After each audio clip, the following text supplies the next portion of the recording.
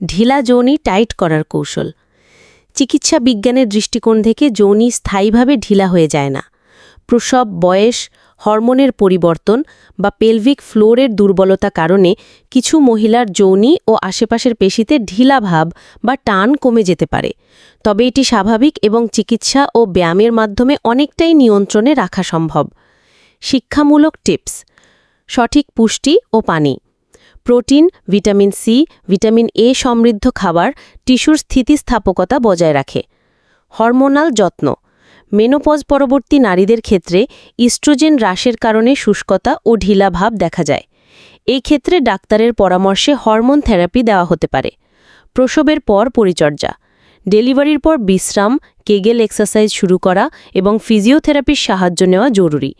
চিকিৎসক পরামর্শ: কারো সমস্যা বেশি হলে gynaecologist pelvic floor therapy, laser treatment বা সার্জারি যেমন ভ্যাজাইনোপ্লাস্টির পরামর্শ দিতে পারেন। যা এড়িয়ে চলবেন: বাজারে প্রচলিত টাইটেনিং ক্রিম, পাউডার, ট্যাবলেট অনেক সময় ক্ষতিকর হয়। অনলাইন তাৎক্ষণিক টাইট করার উপায় অনেকটাই ভুয়া এবং স্বাস্থ্য ঝুঁকি তৈরি করতে পারে। বাসায় বসে করা যায় এমন কেগেল ও যোগব্যায়াম। কেগেল এক্সারসাইজ বা পেলভিক ফ্লোর এক্সারসাইজ প্রতিদিন 10 থেকে 15 বার 3 থেকে 4 সেট করবেন। আরাম করে বসুন বা শুয়ে পড়ুন। প্রস্রাব মাঝপথে আটকে দেওয়ার মতো টান দিন, অর্থাৎ যৌনি ও মলদ্বারের চারপাশের পেশি সংকুচিত করুন। 5 সেকেন্ড ধরে রাখুন, তারপর ধীরে ছেড়ে দিন। প্রথমে কম সময় দিয়ে শুরু করুন, ধীরে ধীরে সময় বাড়ান। যোগব্যায়াম ও yoga for pelvic strength. 1. Bridge pose বা সেতু বন্ধ আসন।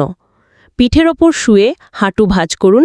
হাত মাটিতে রেখে কোমর ধীরে উপরে তুলুন। 10 থেকে 15 সেকেন্ড ধরে রেখে নামুন। এটি পেলভিক ফ্লোর শক্ত করে। 2. ক্যাট কাউ পোজ বা মার্জারি আসন, বিতিল আসন। 4 হাত পায়ে ভর দিয়ে থাকুন। শ্বাস নিয়ে পেট নিচে নামিয়ে মাথা উপরে তুলুন।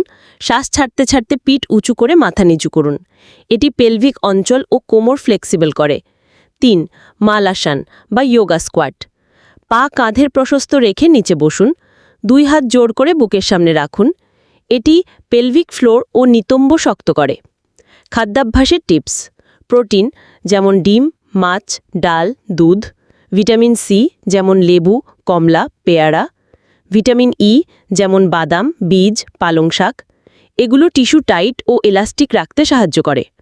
সতর্কতা: প্রস্রাব আটকে রেখে বারবার কেগেল করবেন না। শুধু অনুভূতি বোঝার জন্য 1-2 বার চেষ্টা করতে পারেন।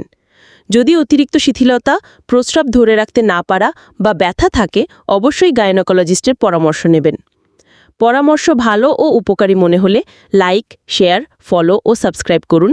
চিকিৎসা বিষয়ক টিপস ও পরামর্শ পেতে স্ক্রিনে দেওয়া নাম্বারে ইমো বা হোয়াটসঅ্যাপে যোগাযোগ করুন। ধন্যবাদ।